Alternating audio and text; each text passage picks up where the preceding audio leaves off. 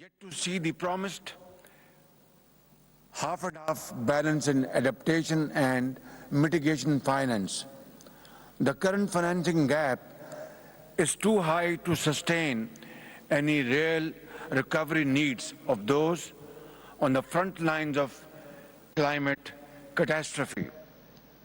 Second, loss and damage needs to be part of the core agenda of COP27 to meet the pressing humanitarian needs of those that are trapped in a crisis of public financing fueled by debt and yet have to fund climate disasters on their own.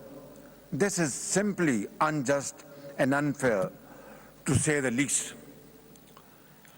Third, Mr. President, climate finance must be clearly defined as new, additional and sustained resources with a transparent mechanism that meets the needs of developing and vulnerable countries with the speed and scale that is required.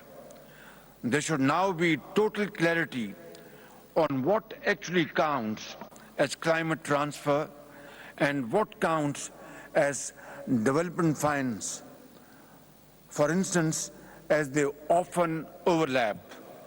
Excellencies, we have been talking for years, but have failed to even agree on the basics.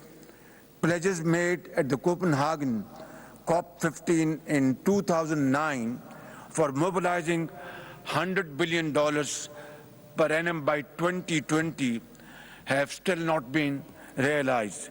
They need to be enhanced given the increased frequency and intensity of climate extreme events. Fourth, a global climate risk index of all parties of the UNFCCC must be created under the auspices of the UN system. Projects from the most vulnerable countries on this index must get prioritized and speedy approvals for climate finance.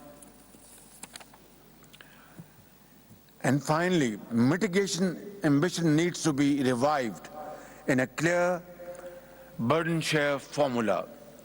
The promise of common but differentiated responsibilities must be respected as we race towards a much higher trajectory of warming than defined in the Paris Agreement. Pakistan's 2030 ambition in the indices are already higher than many countries, but we understand our responsibilities as we move towards a net zero plan once we recover. Excellencies, unless there is a transformational shift in the flow of capacities, finance and technology that reverses the pyramid of climate capital, the bargain between the North and the South will not work. I want to share something with you. While we were grappling and fighting against this torrential floods which hit Pakistan very severely, we had to import wheat, palm oil, and of course, very expensive oil and gas, spending around about $32 billion to finance its import. On the other, we have repurposed, redirected our meager resources to meet the basic needs of millions of households affected by these devastating floods. We had to dish out about $316 million through a program by the name of Benazir Income Support Program to provide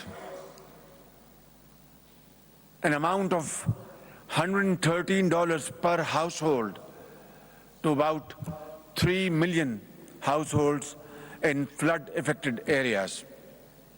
And now winter is setting in, and we need to provide shelter, homes, medical treatment, and food package to these millions of people in different provinces of Pakistan, for which we are spending billions of rupees from our own meager resources.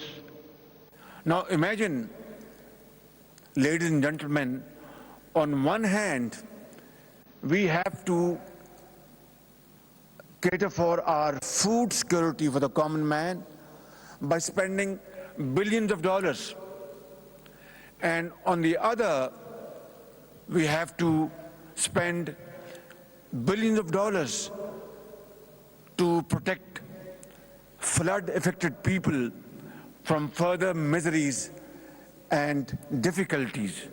How on earth can one expect from us that we will undertake this gigantic task on our own? Of course, we are thankful to international community for helping us in this difficult time, coming to our rescue through donations and through stuff which have been shipped through air freights and of course through sea routes.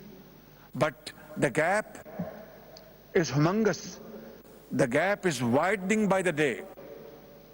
Therefore, it is the duty and responsibility of Global North to understand our difficulties and our plight.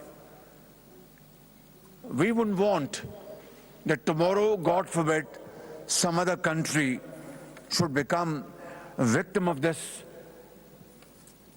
climate-induced disaster, and I call it man-made disaster.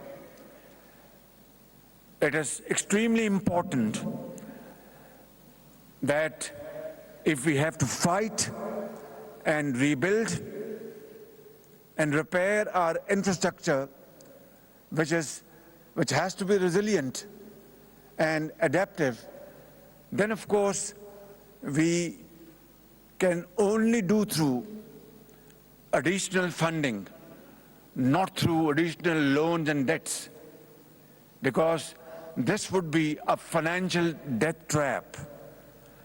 I hope this conference will not only listen to this message loud and clear, but convey this to all who have the power and financial muscle to change the course of history loud and clear. And that is what this conference is meant for. Ladies and gentlemen, it is now or never. For us, there is indeed no planet B. I thank you for your patience. God bless you. Thank you.